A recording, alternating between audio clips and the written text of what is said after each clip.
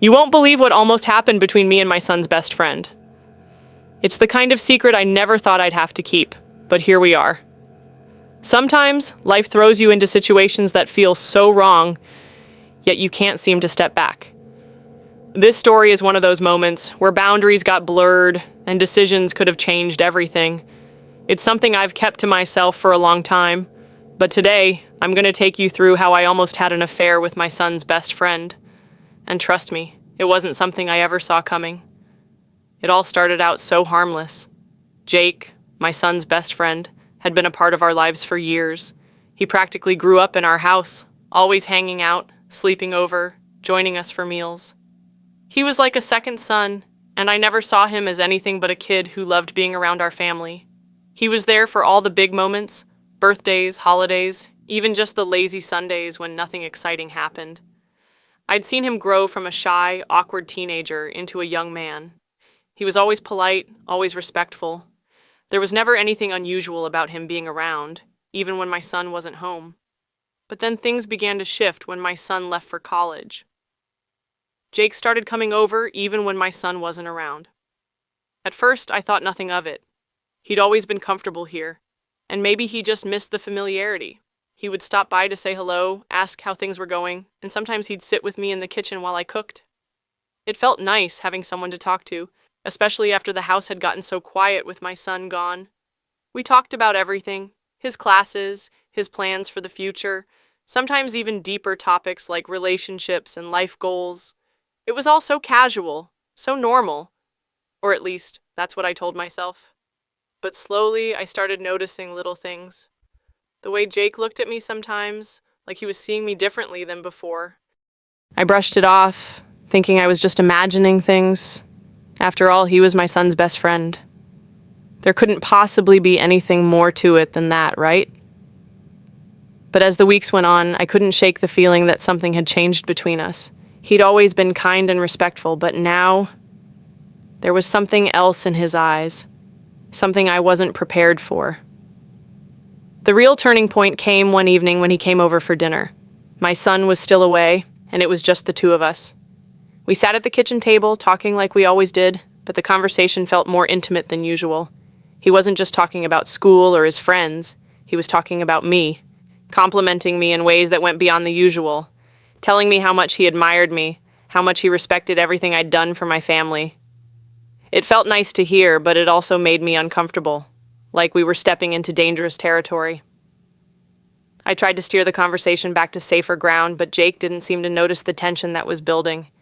As the night went on, the air between us seemed to get heavier. I couldn't put my finger on it, but something was off. I found myself paying more attention to the way he smiled at me, the way his eyes lingered on mine just a little too long.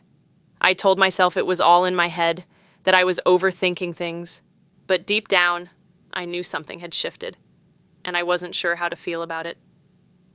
After dinner, we moved to the living room to watch a movie, like we had done so many times before. But this time, it felt different. We sat on opposite ends of the couch at first, but as the night went on, the space between us seemed to shrink. I noticed him glancing over at me more frequently, and instead of looking away, I found myself meeting his gaze. My heart raced, and I couldn't explain why. This was Jake, my son's best friend. There was nothing there. There couldn't be. But then, something happened that I wasn't expecting. As the movie played on, the silence between us became louder than the sound on the screen. My mind was racing, trying to make sense of what I was feeling, but at the same time, I was trying to convince myself that none of it was real. That maybe it was just an overreaction, that maybe I was reading too much into things. But when I glanced over at Jake, and our eyes met again, I knew I wasn't imagining it. The way he looked at me, it wasn't innocent anymore. It wasn't like before, when he was just that shy boy hanging out with my son. No, this was different. He wasn't a boy anymore. I felt a strange mix of emotions swirling inside me, confusion, guilt, but also curiosity. A part of me wanted to ignore it, to stand up and end the night before anything could happen.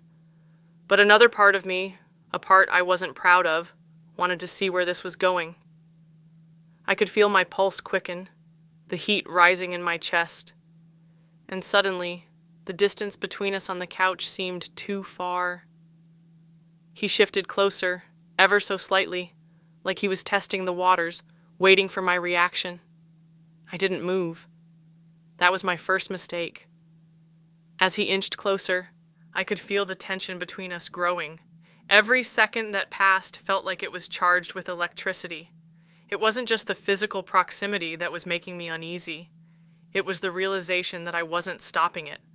That despite everything I knew, despite every voice in my head telling me to pull away, I didn't. And that terrified me. Jake leaned in, just slightly, his arm brushing against mine. My breath caught in my throat, and for a split second, I wondered if he could hear my heart pounding. I should have pulled away right then and there. I should have gotten up, made an excuse. Anything to break the moment. But I didn't. Instead, I stayed frozen in place, my mind racing with thoughts I never thought I'd have. This was wrong, so wrong, but I couldn't seem to make myself move. And then, he spoke. His voice was low, almost a whisper, as if he was afraid to break the tension. "You know," he said softly, "I've always admired you. You're different from anyone I've ever known." My heart skipped a beat. The words hit me harder than they should have, and I found myself struggling to find a response. What was I supposed to say? That I admired him too? That I saw him as more than just my son's friend? That would have been a lie, or at least it should have been. Instead, I gave a weak smile, trying to laugh it off. "You've known me forever," I said, my voice sounding more shaky than I wanted it to. "I'm just the same old me." But Jake didn't laugh. He didn't look away either. His eyes stayed locked on mine, and in that moment, I realized just how far this had gone. This wasn't some harmless crush, some fleeting attraction. This was real, and we were both standing on the edge of something dangerous. "I don't think you are," he said quietly. "I think there's more to you than you let people see." I didn't know how to respond to that. The room suddenly felt too small, too warm, and I could feel the weight of his words pressing down on me. What was happening? How had we gotten here?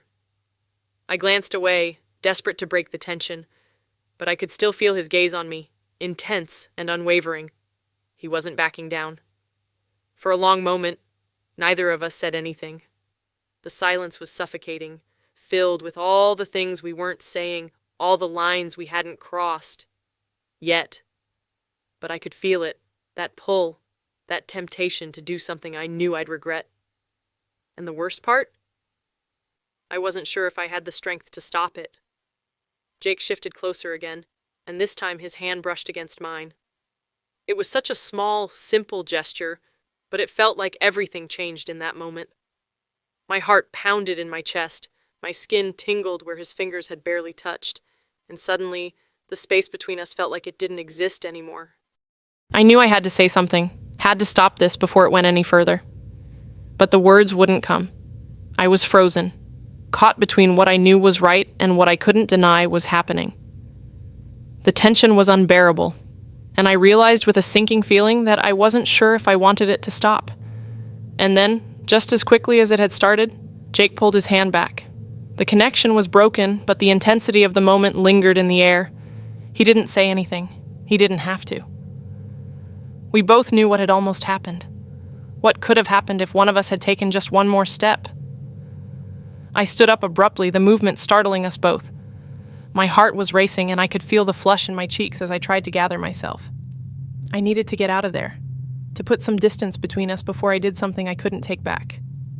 I mumbled something about needing to check on something in the kitchen, but even as I turned to leave, I could feel his eyes on me, watching, waiting. This wasn't over, and I knew it. When I stepped into the kitchen, I let out a shaky breath I didn't even realize I was holding.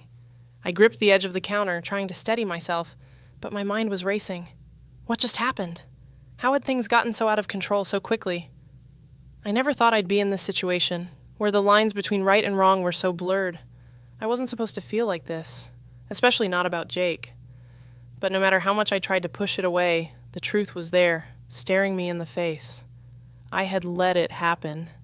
And what scared me the most was that I didn't know if I could stop it from happening again.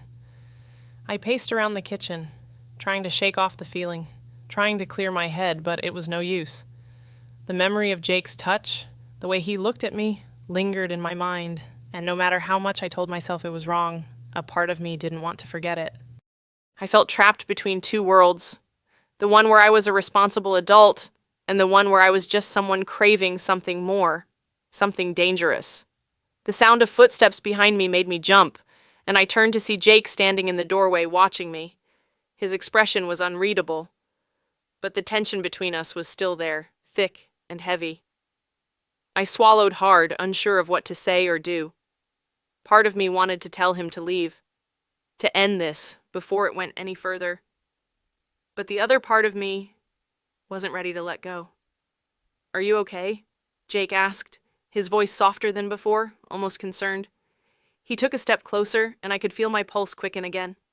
I nodded quickly, too quickly, and turned away, busying myself with whatever I could find on the counter. I needed a distraction, something to take my mind off the fact that he was standing just a few feet away, and that we both knew what had almost happened. "I'm fine," I said, my voice shaky. "Just needed a minute." He didn't move. I could feel his eyes on me, and it was taking everything in me not to turn around and face him. I couldn't trust myself right now, not with the way my emotions were spiraling out of control, but Jake wasn't making it any easier. He was just standing there, watching me, waiting for something.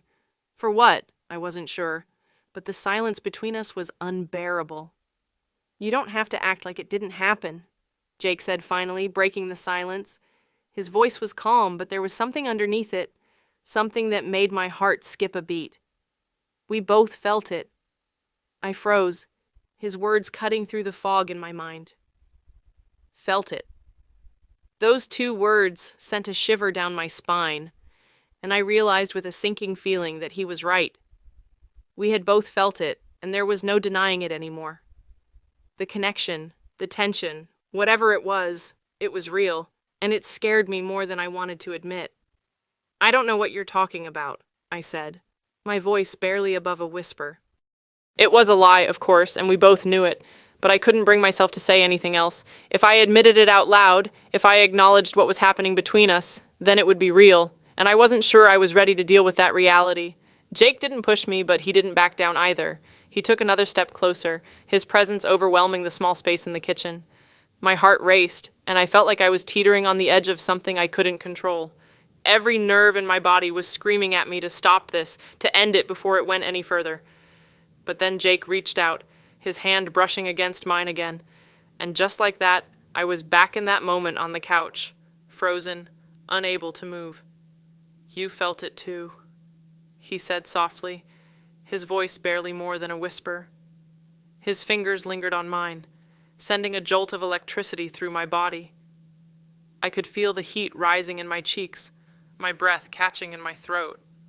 My mind was racing, torn between what I knew was right and the temptation that was standing right in front of me. I couldn't deny it anymore. He was right. I had felt it, and it terrified me.